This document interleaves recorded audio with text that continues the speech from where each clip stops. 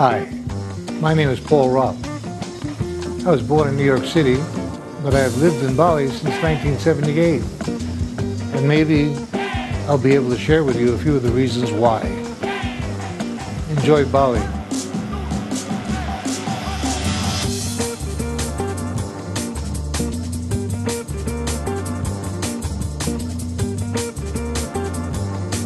I had started going to Asia, living in India in 1971, starting my fashion career there. I was in southern India, Goa, 1978. A couple that I had introduced in Brazil and married them in New York Central Park. Helped deliver their first baby in Goa in about 1976. And they were having their second one, and they asked me if I'd come in and help deliver that one. I quickly went to put that together, and not having enormous amounts of money at that time, I decided to put it together with a business trip.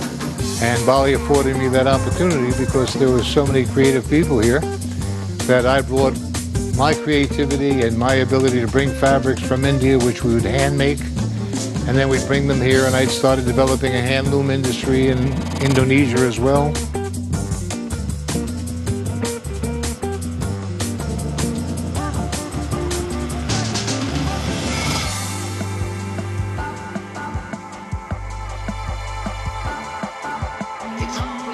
Bali seemed to be far fewer people, more colorful, more creative, and it had, you know, an ocean where I could also work next to an ocean, which is important to me, and here I am, Bali. It extended itself into meeting a lady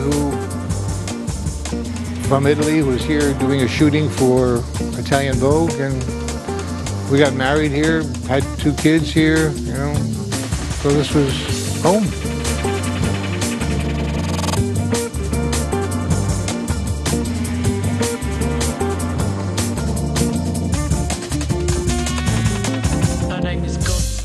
Well, you know, the Balinese have a community orientation that is beyond anything the Western civilization really practices. And the wantilan is the village house. You know, it's just a basic style architecture which they put in the center of the village, and everybody gathers there for their meetings or for their problems or whatever they need. And this roof here is a roof that is created as the wantilan roof. I'd say it's 16 meters across this way and about 20 meters across this way. And it has no supports. It's all supported between the wood beams, interjoining in such a manner that they support the whole entire roof. So you have the openness of Bali, the environment of nature, and the comfort that we, people like myself, the freedom of space. And the integrating your space with nature. What we've done is we've done our best to keep nature as it is, enhance it to the best of our ability, and create an environment that's in harmony. This is a closet, a dressing area. But for me, it functions because I'm in the clothes business, fashion business, and I'm always trying new samples and whatever. So, we can walk in and have a thing. In the West, my apartment was about the same size in New York City. Out here is where I come to meditate on the terrace. It's a Chinese wedding bed, or we call them the opium beds, because people in the old Chinese used to lie down and smoke their pipes. We live between 2 rivers, Tepikali. There's the river over here on this side of the property, and there's a river on the other side of the property. And down there we have our swimming pool and our lounging area and jacuzzi, and we sit out there in full moon and take a very easy approach to life. Life in Bali is not that bad.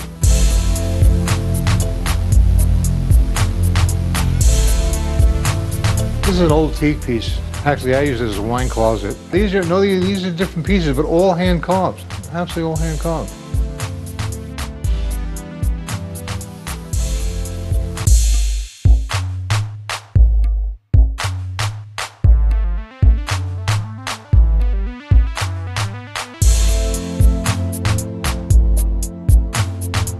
But the best thing about Bali is the people. not just the indigenous, but all the foreigners that come in from all the different parts of the planet. And they come in and they're really quite incredible, and their interaction with the Balinese people are a good example, if not great, of what humanity can collaborate with each culture. Through editorial, through television, I've been able to represent to the outside world what Bali does potentially have to enjoy, to experience, or to collaborate with commercially. Our retail business in Bali has increased 12% average, 13% average every year since '02 that you're talking about, with all the bombs and everything, with all the bad years and all the bad experiences. It's still, you know, up 60% from that period of time. I mean, I could say it's because we're great at what we do, or I could recognize the reality. Bali is a great place to be, and people will come regardless.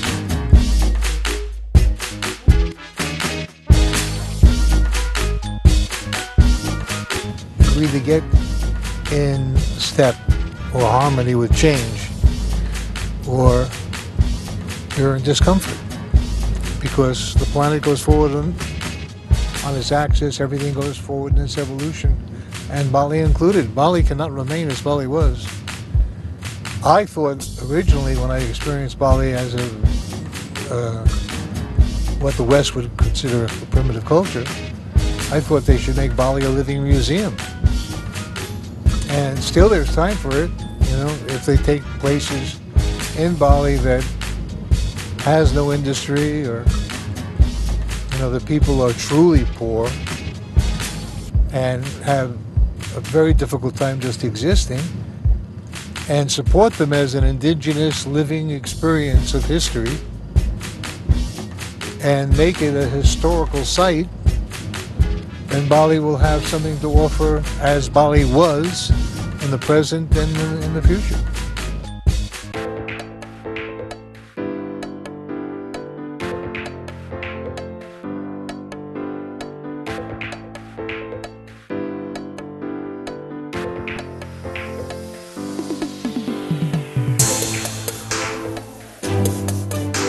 This is Bali. I mean, this is the beauty of Bali. He's still here. Where the other guys have gone, so Sardinia, that...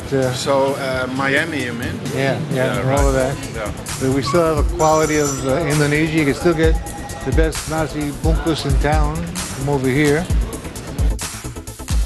Today's Waran was the place to be when you want to get a nice meal, consistent food, and all the dinosaurs still come. Come on, we'll show you nasi campur.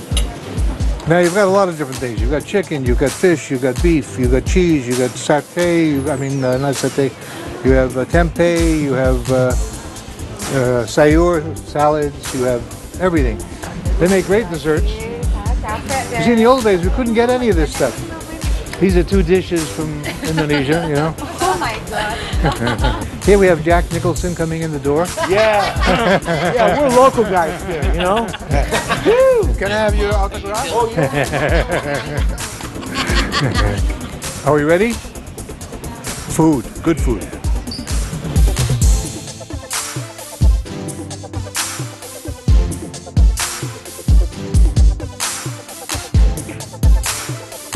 So let me tell you about myself. I'm the Indiana Jones of Indonesia. I'm the guy that went out in the bush. I've been to all the islands, by horseback, by canoe, by helicopter, by boat, walking, horseback, all over the place, searching for treasures. There's nothing like adventure. Without adventure, life is pretty boring. And that's what we're doing here, Yeah. you know? This is Adventures in Paradise, Yeah, right? that's right. Right? Absolutely correct.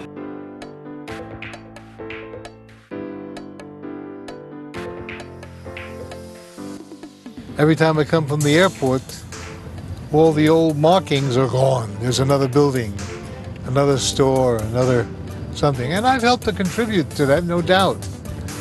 But I try to do it, not tried, I believe I've accomplished that by, you know, staying within the parameters of style and taste and try to keep it traditional.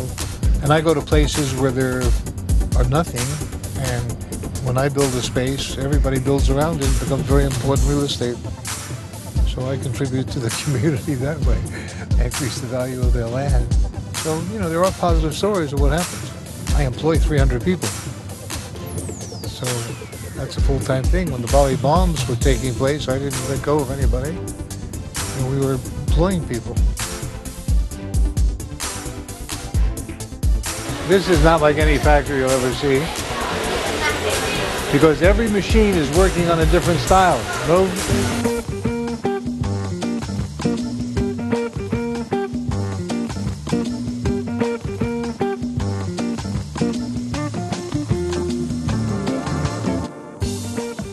So everybody here is checking quality.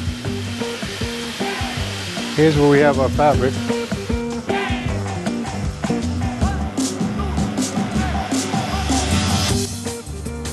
All handmade fabrics, most of them. Colors, colors, and more colors. Now, here's where a production is done from the sampling. It's a Dharma, this gentleman. He orchestrates all the people in all these rooms. We have 5,000 people working in Norma. 5,000 people working in their homes in India. Her name is Godstock.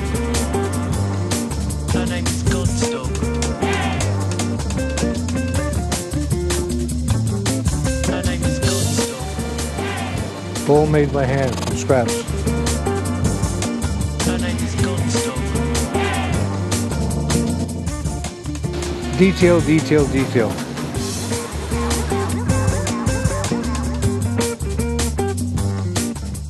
This is Yoga. He's updating our website.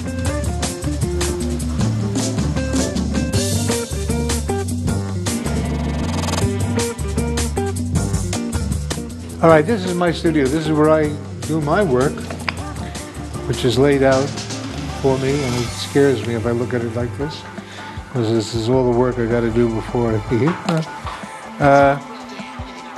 What happens here is, not only is it the basic communication. Putri? I'm sorry? Putri?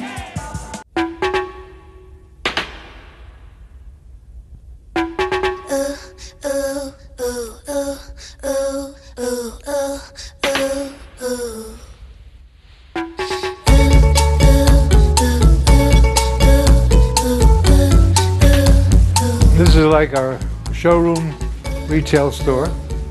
This is Bali living. You see, this is anywhere in the world where there's sun and fun. That's what we have, sun and fun.